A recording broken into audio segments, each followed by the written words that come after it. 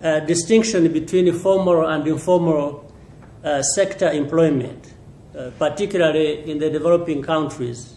Many earn their livelihood as small-scale entrepreneurs.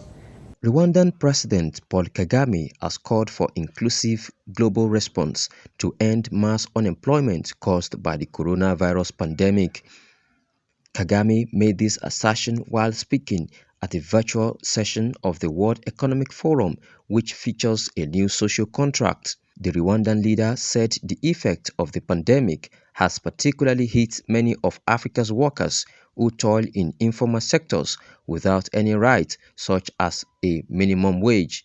The pandemic, as we have seen, has hit workers very hard, and governments have responded with the tools available.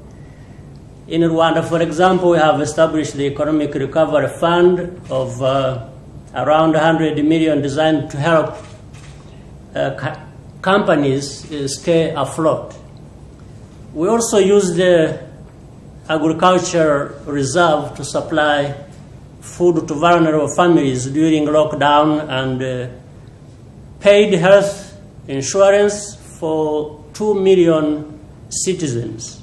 He then advocated for innovative approaches to tackle social protection. Proponents of the Global Social Protection Fund, which is part of the United Nations Sustainable Aims, want it to be funded by a combination of existing aid assistance from rich nations, increased taxation of firms, and contributions from existing funds. Also suggested is debt relief or outright cancellation. Once set up, it will offer basic income like cash transfers to the poor, pensions for the elderly, and disability benefits and unemployment benefits, child benefits, and access to the health, education, and housing services. In order to cushion the effects of the pandemic, Rwanda, which has seen a surge of COVID-19 cases this year, has been providing food and health insurance to at least 2 million of its most vulnerable citizens. This crisis has revealed gaps in the existing social protection systems everywhere in the world. So, to your point, therefore, we've seen how the world has been affected, we have seen how the world has responded, and it has just brought to the surface the existing problems we have known before but not tackled. Otherwise, existing inequalities among countries will only grow wider, and the working conditions in developing countries will degrade.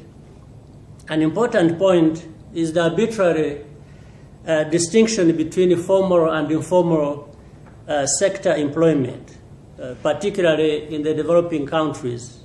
Many earn their livelihood as small-scale entrepreneurs, especially women and young people. We need, therefore, innovative and comprehensive approaches to social protection that include workers of all backgrounds and types. Also on the virtual session was Spanish Prime Minister Pedro Sanchez. The southwestern European nation is one of the countries most impacted economically by the pandemic in the region. It is the biggest recipient of European Union recovery funds with almost $85 billion. Sanchez highlighted 3 aspects of his recovery plan, which includes creating jobs, long-term reforms to up productivity. I think that the youth unemployment is unacceptable high in Spain. Last available data show that 40% of workers under 25 years old can't find a job. So since the pressing issue is at the center of my government agenda, we're ready to take decisive actions at this front.